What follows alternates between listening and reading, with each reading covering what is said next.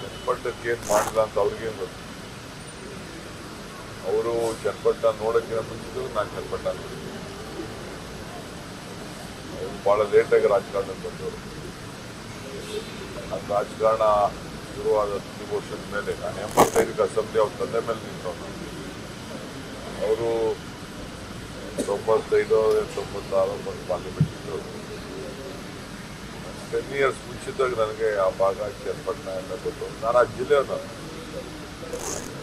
ಈಗ ಈ ಪಕ್ಷದಲ್ಲಿ ಕಾಂಗ್ರೆಸ್ ಪಕ್ಷದಲ್ಲಿ ಈಗ DCM ಹುದ್ದೆ ಜಾಸ್ತಿ ಮಾಡಬೇಕು ಅನ್ನೋ ಒಟ್ಟು ಕೇಳಿ ಬರ್ತಾ ಇದೆ.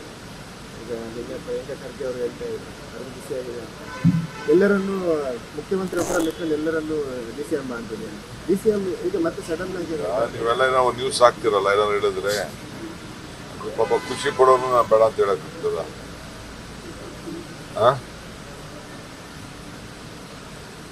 ಯಾರು ಏನ್ ಬೇಕಾದ್ರೂ ಬೇಡಿಕೆ ಮಾಡಲಿ, ಪಾರ್ಟಿ ಯಾರಿಗೇನು ಉತ್ತರ ಕೊಡಬೇಕು ಕೊಡ್ತದೆ.